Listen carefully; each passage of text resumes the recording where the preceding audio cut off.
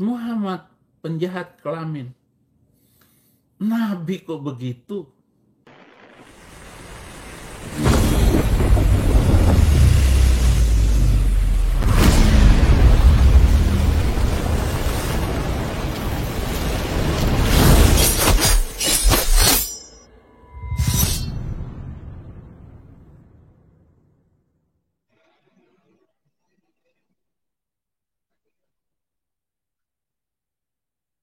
Assalamualaikum warahmatullahi wabarakatuh. Berjumpa lagi dengan saya, Dr. Akal ya, di channel kesayangan kita, Hidayah Mualaf Channel.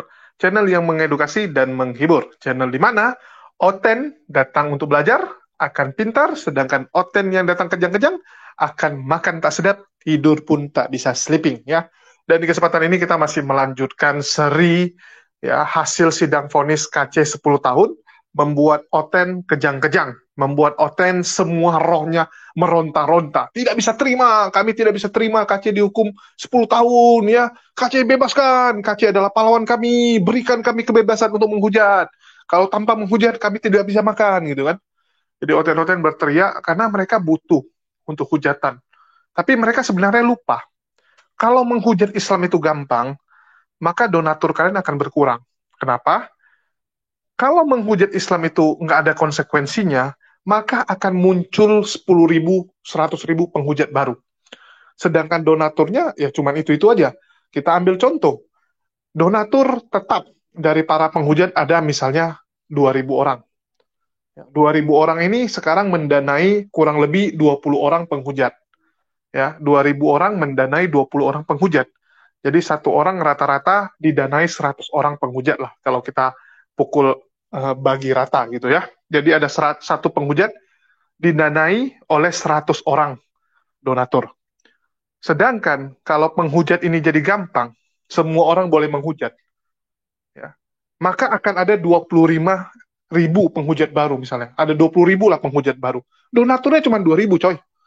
Nggak bisa jadinya. Jadi satu donatur akan bagi uangnya bagi sepersepuluh. Masing-masing sepersepuluh. Uang yang kalian terima makin dikit coy. Harusnya kalian senang. Ya, hujatan itu tambah susah, hukum itu tambah jelas untuk penghujat, maka jumlah penghujat akan berkurang. Sedangkan yang penghujat-penghujat ekstrim yang berani ini akan mendapatkan duit yang lebih banyak, ya, karena demand dan supply-nya berubah, gitu ya.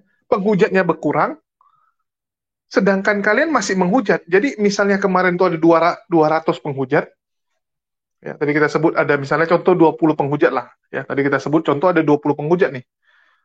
Gara-gara KC divonis 10 tahun, ada 10 penghujat mikir-mikir, waduh udahlah, saya nggak mau menghujat lagi lah. Uang saya sudah cukup. Selama ini saya menghujat sudah cukup lah untuk modal buka usaha. Nah, mereka pensiun, sisa 10 orang. 10 orang ini malah lebih untung, betul nggak?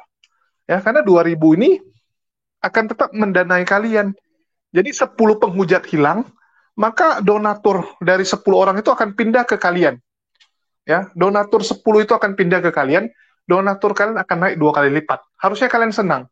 Kalau menghujat itu gampang, maka donasi akan dikit. Karena menghujat itu susah, ya. Karena menghujat itu beresiko, maka uang yang kalian dapat akan lebih banyak, ya. Ini demand dan supply, coy. Ya, demand-nya besar ini, ya. Permintaannya besar untuk para penghujat, sedangkan supply itu sedikit. Nggak ada orang yang nekat jadi penghujat. Hanya beberapa orang, segelintir orang. Itulah duitnya banyak. Jadi harusnya kalian senang dengan kondisi tersebut ya. Dan di sini saya melihat Saifuddin Ibrahim ya, makin ngeri hujatannya. Kenapa? Karena muridnya sudah divonis 10 tahun. Muridnya divonis 10 tahun itu udah memberi gambaran jelas bagi seorang Saifuddin. Saifuddin menghujat jauh lebih keras daripada KC sebelumnya. Ya, hujatan dia jauh lebih ngeri. Berita-berita dia jauh lebih menggelegar, ya, lebih sensasional daripada KC. Jadi jelas hukuman dia bisa jadi lebih dari hukuman KC. Paling barter pun sama lah ya. Ya paling rendah pun sama 10 tahun. Dan itu sudah jadi hitung-hitungannya Saifuddin. Saifuddin langsung ngomong, waduh ini udah sama dengan mematikan orang ini. Dia bilang, umur KC sekian, kena 10 tahun, ya sama aja. Itu udah membusuk di penjara sampai mati. Begitu juga dengan Saifuddin. Dia bilang umur saya udah 58. Saya ketangkap umur 68, nggak mungkin saya bisa bertahan dalam penjara. 68 tak sampai umur 68. Salah-salah, hukuman saya jauh lebih besar. Saifuddin melihat, oh hukuman saya ini bisa jadi lebih besar. Udahlah, kepalang basah. Ya, kepalang basah, gas terus. Gas terus sampai mampus, dibilang Saifuddin ya. Dan teman-teman coba saksikan dulu video hujatan Saifuddin yang makin hari makin menjadi-jadi ini. Silakan disaksikan. Nah, bagaimana dengan saya kalau saya balik ke Indonesia? Hukuman apa yang saya terima? Karena saya sudah ngomong keterlaluan terhadap Nabi Arab itu. Bukan menghina lagi, bukan Nabi. Muhammad bukan Nabi. Muhammad itu penjahat kelamin. Muhammad penjahat kelamin. Nabi kok begitu?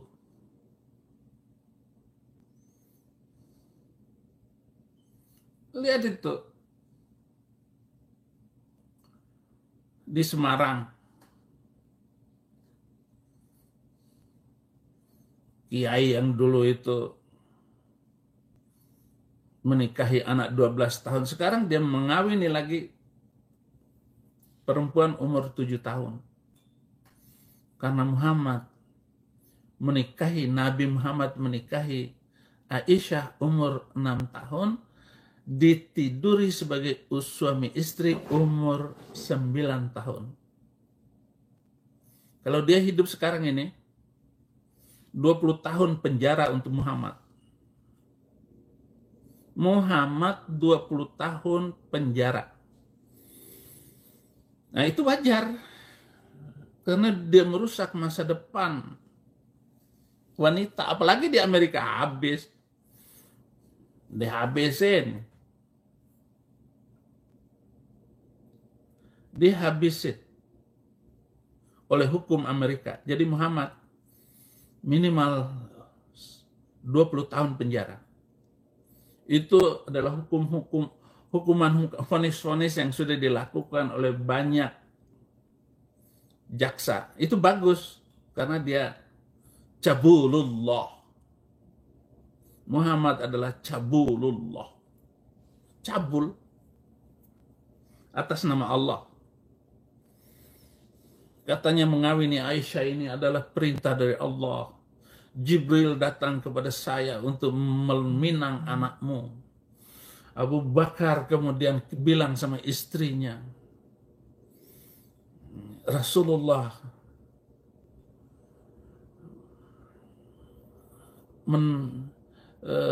meminang anak kita. Yang mana? Aisyah. Aisyah. Tapi kan umur anak kita masih kecil. Masih 6 tahun. Masih main ayun-ayunan. Masih main boneka.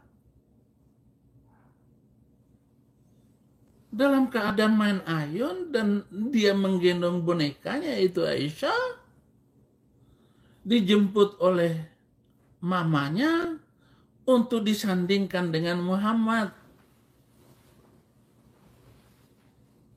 Nah, ini bukan cerita akal-akalan saya. Seluruh buku hadis cerita semua. Bagaimana Muhammad menikah.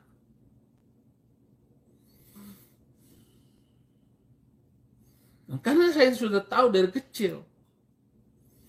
Maka saya menciptakan lagu untuk anak-anak.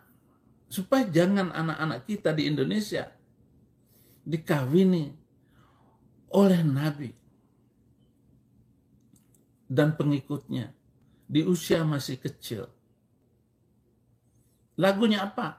Ayun, ayun Siti Aisyah, mandi di kali rambutnya basah, tidak sembahyang, tidak puasa, di dalam kubur mendapat siksa. Lagu ini sudah hilang dari mainan anak-anak. Karena semakin cerdasnya Muslim mempelajari sejarah Islamnya.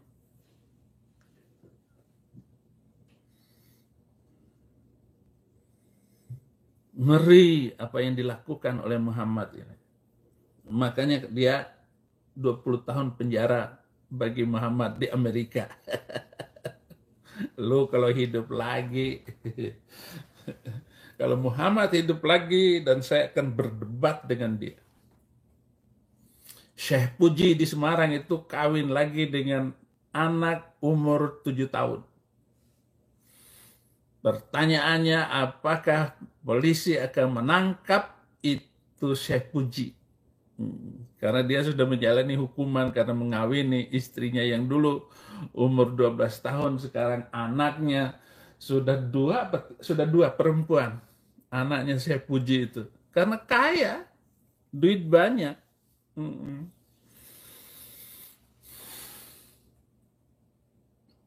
Nah sekarang ini, dengan posisi sekarang ini, kalau saya balik ke Indonesia, saya balik ke Indonesia ini, apa yang terjadi atas saya? Habis.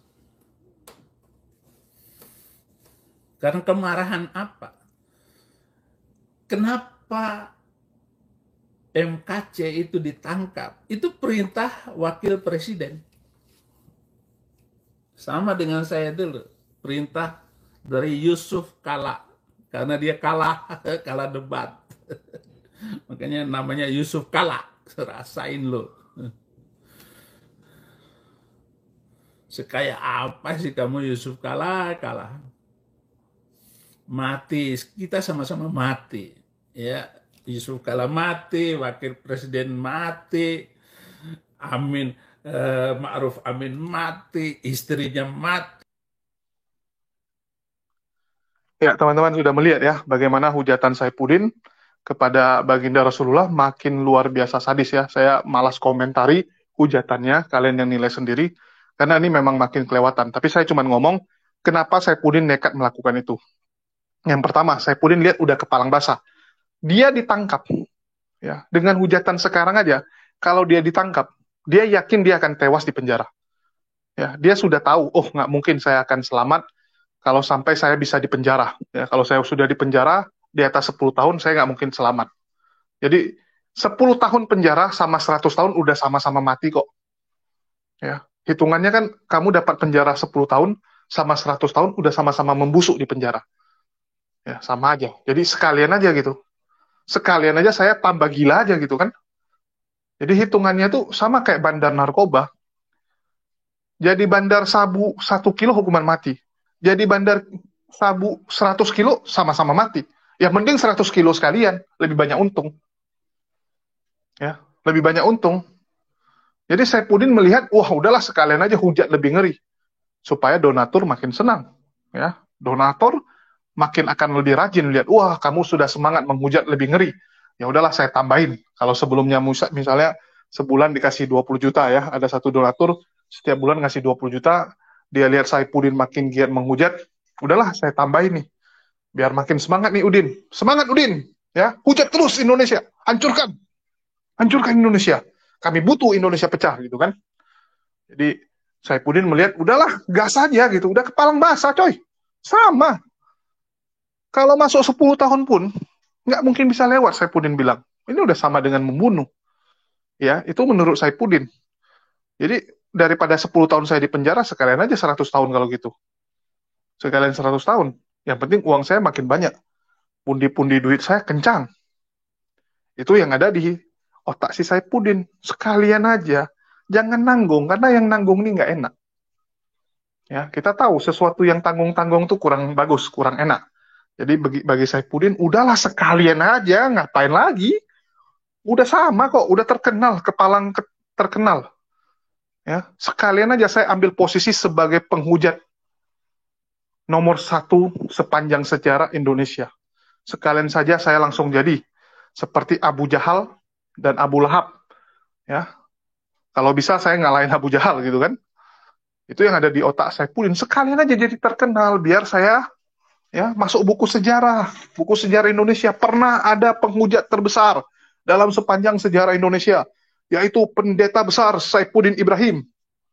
Ya sekalian aja. Jadi lebih dikenang gitu. Kalau kayak KC ini kan setelah membusuk di penjara, orang akan melupakan. Lihat saja bentar lagi masuk penjara. Paling sisa berapa orang, nanti lama-lama redup. Setelah dia jadi bangke, nggak ada lagi yang peduli. Beda kalau Saifuddin ya bisa menularkan semangatnya dan membentuk pasukan penghujat-penghujat baru, maka dia akan dikenang sebagai pengkhianat gitu. Akan dikenang sebagai pengkhianat besar. Kita ambil contoh lah, tokoh-tokoh yang ingin mengkhianati Indonesia. Ya, G30S PKI. Kalau kita ngomong dengan G30S PKI ya, itu kan kita bisa bilang bahwa anggotanya pasti banyak dong. Ya, anggotanya pasti banyak. Jadi siapa sih sebenarnya yang terkenal ya dari G30S PKI? Ya tentu saja dalangnya yang dianggap sebagai pemimpin. Ya, belum lagi yang membunuh. Itu yang terkenal gitu kan, yaitu Kolonel Untung. Ya, dia yang terkenal. Sedangkan yang lain yang nggak gitu terkenal, yang istilahnya yang jadi tukang jemput jenderal-jenderalnya itu ya nggak terkenal semua. Ya, nggak terkenal kok. Jadi yang terkenal tentu saja tokoh utamanya.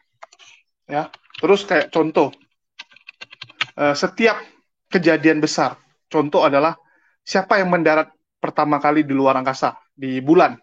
Orang akan kenal Neil Armstrong. Ya, sedangkan yang lain-lain ya nggak gitu terkenal. Ya, begitu juga dengan G30 SPKI tadi. Yang terkenal ya Aidit sebagai pemimpin tertinggi. Ya. Dan saya rasa lebih banyak orang kenal Aidit daripada orang-orang yang terlibat menculik dan membunuh para jenderal. Jadi jelas gitu ya. Yang selalu terkenal tuh yang paling tinggi, pucuknya. Jadi Saifuddin melihat, udahlah sekalian saja. Saya akan dikenang sampai anak cucu saya sebagai orang yang menjadi pengkhianat nomor satu negara Indonesia. Sekaligus saja. Ya. Mana tahu akan banyak orang yang termotivasi untuk melanjutkan apa yang saya lakukan ya. Di otak Saifuddin kan yang penting orang akan melihat, wah, suatu saat akan mengikuti jejak dia. Itulah harapan dari Babang Udin kita sedunia. Oke, semoga dari hal ini teman-teman bisa simpulkan sendiri seperti apa Saifuddin Ibrahim ini. Ya, terutama para oten, kalian lihat sendirilah, ini pendeta besar Saifuddin Ibrahim kalian. Dan bagi teman-teman, silakan tulis komentar kalian, menurut kalian sebenarnya apa yang ada di otak Saifuddin Ibrahim sehingga makin megas, ya, makin sadis hujatan yang dia buat. Silakan tulis pendapat kalian di kolom komentar. Ya, makasih buat teman-teman yang udah nyimak. Di akhir kata saya ucapkan wassalamualaikum warahmatullahi wabarakatuh. Sampai jumpa di lain kesempatan.